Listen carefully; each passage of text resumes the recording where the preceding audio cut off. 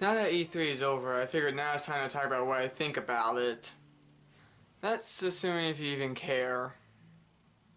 Okay, I'm going to go in order of each conference and what I think of them. I didn't see everything each show had to offer, but I'm going to go over the ones that interest me the most. First up is Electronic Arts, or EA.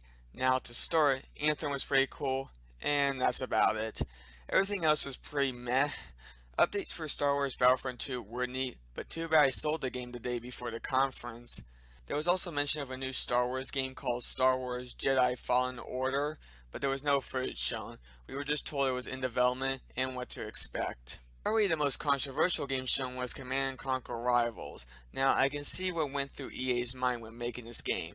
It started out as EA's take on Crash Royale, but it became a Command & Conquer game just so it's something that we all recognize and helps sell more units. That's actually a really clever idea if you're an EA employee. For many of us, this is just greedy and disrespectful to an iconic series. The game itself doesn't look very fun and is probably going to be filled with microtransactions. Overall, EA is a disrespectful publisher and their E3 this year didn't disappoint that stance.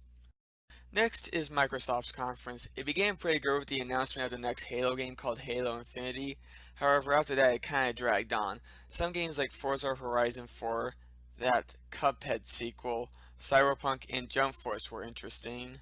I love how Jump Force says that there's many parallel universes, which kind of implies that there's universes where like Naruto, One Piece, and Dragon Ball actually happen, which if there are parallel universes, then that's probably true. Yeah, again, it's also probably a universe where I'm a really popular YouTuber. Yeah, again, it's also probably a universe where I'm homeless. Wait, I'm getting that mixed up with my future. However, I thought the conference did kind of drag. A lot of the games were interesting, and it was cool to see a Battletoads reboot, even if there was no gameplay footage. It did feel like a lot of the titles were just filler for the show, like almost all of them were not even exclusive titles. It got even more annoying when guests started appearing on stage. It's kind of cool that they got these people for this, but at the same time it's like, no, go away, I want to see more games. Gears of War 5 did kind of pop out of nowhere. It's like Microsoft tricked us into thinking they were going to show it, but it turned out to be a spin-off title. Then after another spin-off trailer announcement, then it's like, here's Gears of War 5 out of nowhere. Overall, it's not the best E3 conference, but it's still a good one. I didn't pay that much attention to the Bethesda conference. Rage 2 looked cool, a new Wolfenstein game was announced, but I didn't enjoy Wolfenstein's 2 campaign that much. I'm done with that running gag.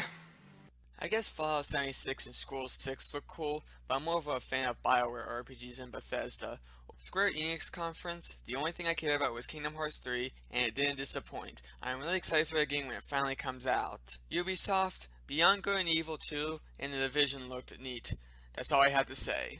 Sony was kind of like Microsoft, but without all the filler. However, the only games that interest me was Resident Evil 2. I have the original and it's a pretty awesome game. Death Stranding because it's by Hideo Kojima, of course, and Spider-Man. 1, because it's Spider-Man, and 2, I love Insomniac's games. Overall, the conference was short but straight to the point. The last conference that happened was Nintendo. This one was easily my favorite. Having Fortnite on the Switch is really awesome to see. Super Mario Party was also a cool addition to the Switch. What really caught my attention was a feature we haven't seen on the Switch yet. In one of the games, which appears to be a standard tank battle game, you can wirelessly connect two Switches together and have the board games extend to both systems, if that makes sense. There were also tons of other games mentioned, most of which were ports or games that were already mentioned before E3. However, there was one game that everyone was looking forward to, and that was of course a port of Detroit Become Human. Okay, I made that up. It's obviously Super Smash Bros., now called Super Smash Bros. Ultimate. The interesting thing is that while it's a new game, there isn't a whole lot new to it. Instead, it brings back all the old things that have been missing in recent games. What I mean is that every fighter from previous games, even if they show up for only one game, are being brought back for this one.